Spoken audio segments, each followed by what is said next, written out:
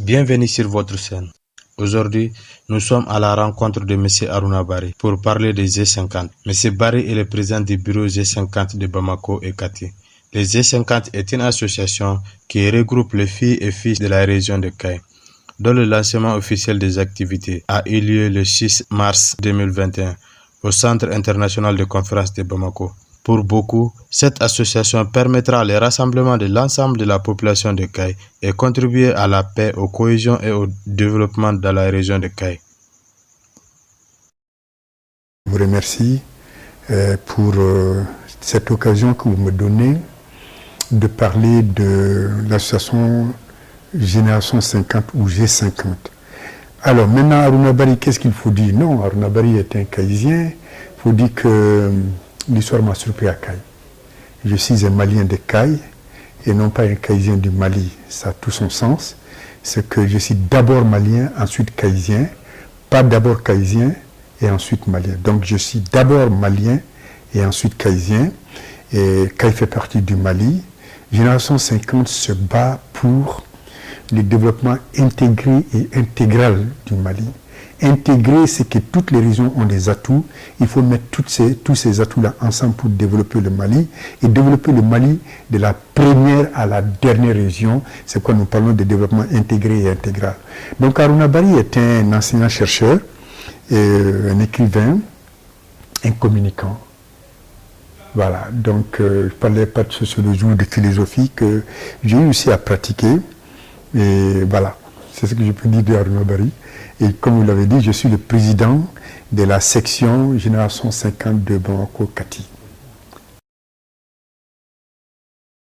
Alors l'idée est venue de créer Génération 50 parce que nos amis qui sont à Kaï, Samakeba et toute l'équipe, Ablaï Samaké, qu'on appelle Samakeba, un grand joueur de Sigui de Kaï, nos amis qui sont là-bas à Kaï, en 2016, se sont retrouvés lors d'un décès.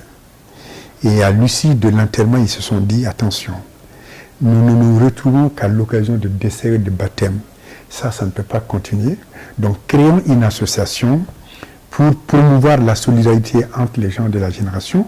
Mais au-delà de la solidarité entre les gens de la génération, la solidarité aussi à l'endroit de toute la région, de la population de toute la région, donc pour contribuer au développement, n'est-ce pas, de la région. C'est comme ça que Génération 50, l'idée a été lancée. Et puis, en mai 2016, on a eu le récépissé. Et chaque année, il y a l'anniversaire qui est fêté à Kaï.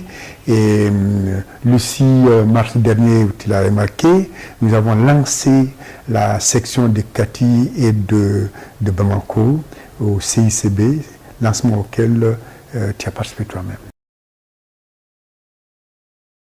Les objectifs, premièrement, c'est développer la solidarité et l'entraide entre les membres de la Génération 50, de l'association Génération 50. C'est de contribuer au développement de la région de Kaï, c'est de faire en sorte que Kaï puisse occuper toute sa place dans le développement intégré et intégral du Mali.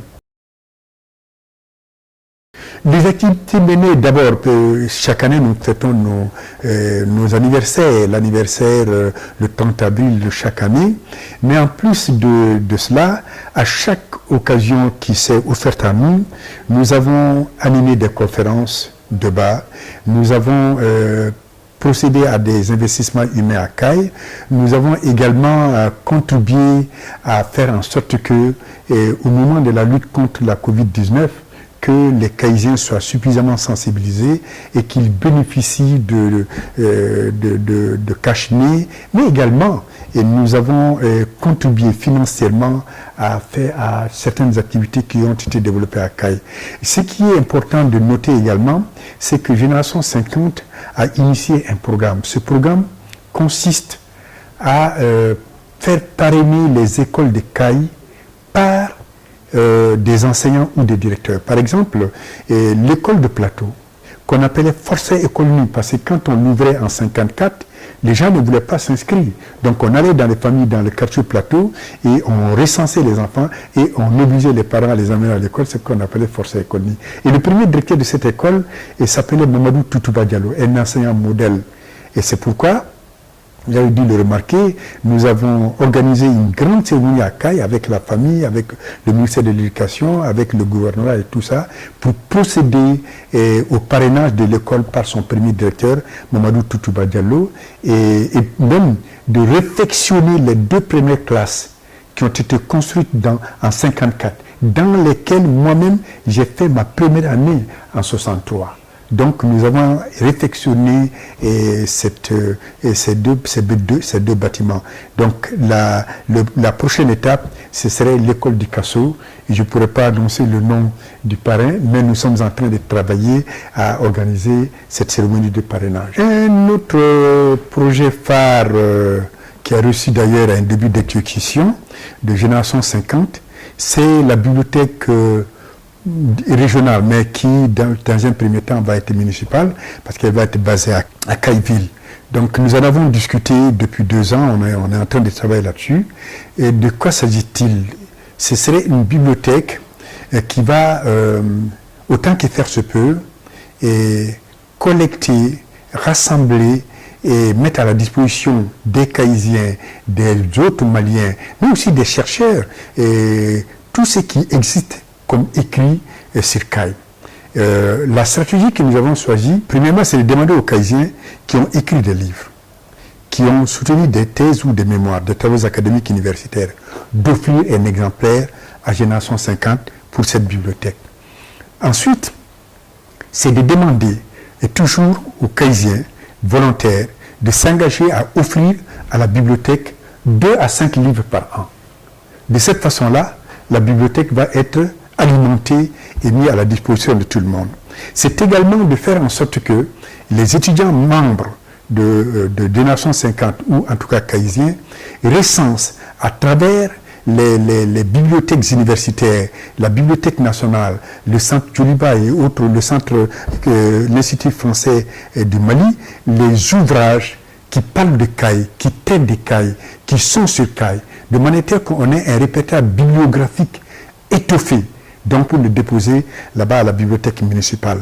Si tu veux, c'est un embryon de centre de recherche sur la région de Caille, mais qui commence de cette façon-là. Ça, c'est un des projets sur lesquels nous travaillons, en rapport d'ailleurs avec l'Union pour le progrès de Caille, qui est animée par nous, nos grands frères, c'est-à-dire dont le président est Almami Samouri Touré, du réseau TDM, donc de Radio Liberté, de télédiffusion du Mali, donc LTV, mais aussi avec des aînés comme Dembandiaï, comme les Doucouré, et puis les Ametibé et autres. Donc, et tous ces gens-là qui sont entre 40 et 50, ils ont une association. Nous travaillons beaucoup avec eux pour la réalisation de cette bibliothèque. Il y a d'abord le conflit entre les populations et les miniers, qu'ils soient orpailleurs traditionnels ou qu'ils soient orpailleurs, disons, semi-industriels, genre les Chinois. Et dans le cercle de Kenyeba, où le fleuve Falémé est menacé dans son existence à cause de l'utilisation du cyanure, à cause du dragage, etc. Les populations sont mobilisées pour faire respecter la faune, la flore, mais aussi les richesses hydriques et hydrologiques de la région. Et il y a ensuite, n'est-ce pas, entre la population et les exploitants miniers qui ont, comme la Sebonce et comme d'autres sociétés, les populations estiment qu'elles ne sont pas suffisamment bénéficiaires de l'exploitation minière de la région. Et chacun sait qu'aujourd'hui, nous sommes à peu près à 5 à 6 000 en fonctionnement à Caille. L'autre conflit qui est connu, c'est également le conflit entre esclavagistes et anciens esclaves. Je parle d'esclavagistes parce qu'il y a des gens qui prônent encore l'esclavage, même si c'est l'esclavage par ascendance. Donc, ceux qui ne sont pas d'accord, les anciens esclaves, les anciens prétendument esclaves, veulent mettre fin à l'esclavage. Et ceux qui ont des esclaves par ascendance, qu'ils ont hérité de leur père, de leur grand-père, de leurs ancêtres, donc, pensent que la chaîne ne doit pas s'interrompre. s'interrompent à leur tour, et que ce soit dans le cercle de Bafoulabé, que ce soit à Djema, que ce soit à Yélimane, etc. Donc, dans le pays soninké, dans le pays khasonké, on est confronté à ce genre de problèmes. Et l'autre conflit, pas très important, c'est celui qui a opposé les différents camps du Sigui, l'équipe régionale qui en 87 a pris la Coupe du Mali et qui avait été précédée par la Kaisienne à la finale de la Coupe du Mali en 70, qui a été, et cette même Kaisienne qui était à la finale de la Coupe du Mali en 1965. Donc le Sigui était divisé entre partisans, entre différents camps, mais Dieu merci. Alors, qu'est-ce qu'une génération 50 fait dans ce cadre-là? Au niveau des mines, nous sommes en train d'organiser un atelier, un séminaire pour mettre ensemble les miniers qui soient modernes ou traditionnels et les populations, mais aussi les organisations de la société civile, pour qu'ensemble nous identifions les problèmes, les changer, qu'on dégage des stratégies pour travailler à faire en sorte que l'exploitation minière se fasse dans le cadre du développement durable de la région. Cet atelier ne va plus durer. Et en ce qui concerne le problème de l'esclavage par ascendance, le problème il est assez complexe, il est assez compliqué. Nous estimons que avant de judicialiser le problème, avant de procéder à, à la prise de loi contre cette situation, il faut travailler à connaître le phénomène, il faut travailler à sensibiliser les gens, amener les uns et les autres à comprendre que l'esclavage ne peut pas continuer. L'esclavage ne doit pas continuer. La constitution du Mali, que ce soit celle la constitution du Mali, que ce soit celle du 22 septembre 1960, que ce soit celle du 2 juin 1974, que ce soit celle du 28 février 1992, toutes ces constitutions condamnent l'esclavage et proclament, n'est-ce pas, l'égalité de naissance, l'égalité en droit et en devoir de tous les Maliens. Donc c'est inconcevable que l'esclavage continue de nos jours. Mais puisque c'est un problème culturel, puisque c'est un problème installé dans notre histoire, donc qui pourrait relever de valeurs sociétales, nous devons faire en sorte que les uns et les autres comprennent que ce n'est pas quelque chose qui doit continuer et que nous prenions des dispositions particulières pour faire en sorte que l'esclavage puisse s'arrêter. Donc ce travail est en cours et Génération 50 est en contact avec beaucoup d'associations, Génération est en contact avec des associations de l'intérieur et de l'extérieur. Génération 50 est intervenue financièrement, matériellement pour apaiser la situation et continuer à faire ce travail. En ce qui concerne le Sigui, nous avons envoyé à CAI, à notre bureau national, des maillots et puis une coupe. C'était pour qu'on organise, n'est-ce pas, une sorte de compétition entre les quartiers, entre les équipes de la ville et faire en sorte que cela s'est terminé par l'apothéose de la réconciliation au niveau du Sigui. Dieu merci, et d'autres qui avaient cette préoccupation ont réussi à réconcilier les différents camps. Donc notre coupe et les maillots que nous avons donnés ont été utilisés à sceller la réconciliation entre les différents camps. Nous avons monté un programme qui a été soumis à l'UNESCO, bureau régional et bureau commission nationale, pour développer dans la région la communication culturelle et interculturelle. Et ce projet vise à faire en sorte que nous anticipions sur l'intolérance religieuse, sur le djihadisme.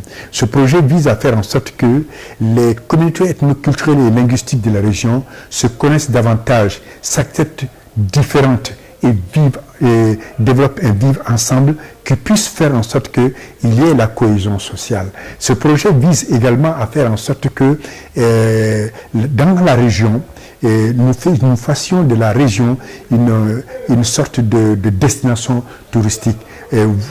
Pour ceux qui ne le savent pas, Caille fut la première capitale du Soudan, de Médine à Caille. Ce n'est qu'en 1907 que la capitale a été transférée à Bamako. Il y a le fort de Médine, il y a les Tatas de Konyakari et autres. Donc il y a beaucoup de lieux d'histoire et donc beaucoup de lieux de mémoire. Nous devons faire en sorte que ce soit connu pour que les lieux d'histoire deviennent des lieux de mémoire et que les populations apprennent à connaître leur propre histoire une structure. On sait également que au niveau de la région de Caille, nous avons le barrage de Malantali, le barrage de Guyana, et nous avons la première chaussée submersible du Mali qui a été réalisée à Caille en 1923. C'est l'ancien pont là. Ce pont est antérieur à Babli Coroni de Bamako qui a été réalisé en 1928. Donc, nous faisons en sorte que les bâtiments coloniaux qui sont à Caille, les lieux d'histoire qui sont dans la région soient connus. Donc, le programme a été élaboré dans ce sens-là et très bientôt, et lorsque nous aurons fini de discuter avec nos bailleurs, et notamment la commission UNESCO, je me dis que ce programme sera exécuté pour le plus grand bonheur des Caïsiens qui se résident à Caille, des Caïsiens qui résident à l'intérieur du Mali et des Caïsiens de la diaspora, mais aussi de l'ensemble des Maliens et de la sous-région. Oui, mais vous avez vu que notre dernier anniversaire et la cérémonie de parrainage ont été présidés par le gouverneur de la région. Et vous avez vu que le maire lui-même était là. Il est membre important de notre bureau national basé à Caille, mais également les autorités politiques administratives qui étaient là, les anciens ministres de la région et qui sont nos camarades, qui sont un peu plus âgés que nous, qui étaient là. Mais permettez-moi de dire quelque chose. Quand on dit génération 50, le nom peut paraître exclusiviste, peut paraître exclusif. Non. Vous savez, une génération, c'est 25 ans. Alors, nous avons dit génération 50, de 50 à 59. Tu vois que ça ne fait pas déjà les 25 ans. Ça veut dire qu'il y a des gens qui appartiennent à cette génération, qui sont nés avant 50, qui appartiennent à cette génération, qui sont nés après 59. Mon fils est membre de génération 50, mais il est né en 76. Mon premier garçon.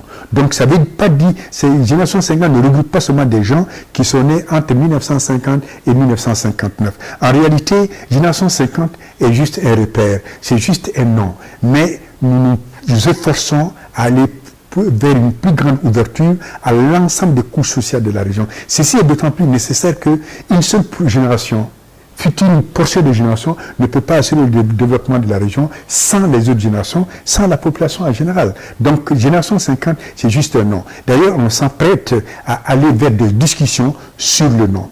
Et pour les raisons que je viens d'évoquer, une autre raison, c'est que avant, on avait une seule région de Caille. Aujourd'hui, cette région a été éclatée en trois. C'est-à-dire la région de Nioro, la région de Kita, la région de Caille. Mais Génération 50 a été créée avant cet éclatement-là. Donc nous avons des branches à Kita et à Nioro. Il va falloir que nous avancions ensemble vers un développement interrégional et une Génération 50 qui prend en compte cette nouvelle donne, mais également qui s'ouvre, n'est-ce pas, à d'autres associations de la région, de l'intérieur du Mali, aussi bien que de la diaspora. Voilà. Donc nous travaillons avec les autorités. Puis intégrer Génération 50, c'est très simple. Et je voudrais présenter une spécificité de Génération 50. Généralement, toutes les associations qui ont existé en tant qu'association de ressortissants caïsiens ont leur bureau ou à Bamako ou ailleurs dans la diaspora, leur bureau national. Mais Génération 50 a son bureau national basé à Caille, présidé par Ablaye Samakeba. Nous avons estimé qu'il faut faire cela pour amener les gens à aller vers le bureau national, donc à aller vers Caille, et non pas faire en sorte que Caille vienne à Bamako ou que Caille à l'extérieur du Mali. C'est pourquoi donc notre bureau national est à Caille, contrairement aux autres associations. Alors donc adhérer à Génération 50, c'est très simple. On a un site, on a le siège national qui est à Caille, on a un siège ici à Bamako. Nous nous réunissons tous les dimanches et tous les samedis à Yirimadio. Et donc tous ceux qui veulent, et les cartes existent, les statuts existent, tous ceux qui veulent sont les bienvenus. Le plus important, que l'on travaille pour Caille, et je précise une autre spécificité, Génération 50 est apolitique, non partisan. On ne fait pas de politique à l'intérieur de Génération 50, on ne parle pas de politique à l'intérieur de Génération 50. Toutefois, pour les questions d'intérêt national, Génération 50 en tant qu'organisation de la société civile se réserve le droit d'aviser. Mais nous ne sommes pas partisans, nous sommes apolitiques. Le message, c'est que le Mali d'aujourd'hui a besoin de paix. Le Mali d'aujourd'hui a besoin de cohésion sociale. Le Mali d'aujourd'hui a besoin d'entente. Et tout le monde doit le comprendre, quel que soit le bord politique, quelle que soit l'organisation de la société civile, quels que soient les régimes, quelle que soit la différence de couleur, les Maliens doivent se donner la main. Nous devons faire un compromis historique aujourd'hui. Lorsque l'existence de la nation est menacée, les régions, les classes, les races, les opinions politiques ne comptent plus. C'est l'existence du pays qui est en jeu, c'est le pays seul qui compte. Nous devons faire un compromis historique. Plus tard, on retrouvera les partis politiques, on retrouvera les élections, les outils électoraux. D'ailleurs, il n'est même pas demandé aux gens de dissoudre les partis ou de dissoudre les associations, mais qu'on comprenne que la priorité aujourd'hui, c'est l'existence de la nation. L'autre appel que je voudrais lancer, c'est que autant on se mobilise pour le Mali, autant les Caïsiens doivent se mobiliser pour que CAI puisse occuper toute sa place dans le développement intégré et intégral du Mali. Pas de Mali sans CAI, pas de CAI sans Mali.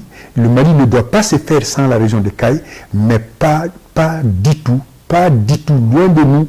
Toute idée de régionalisme, nous ne prendrons jamais des armes contre notre pays. Nous sommes des Maliens de CAI et non pas des Caïsiens du Mali. Merci.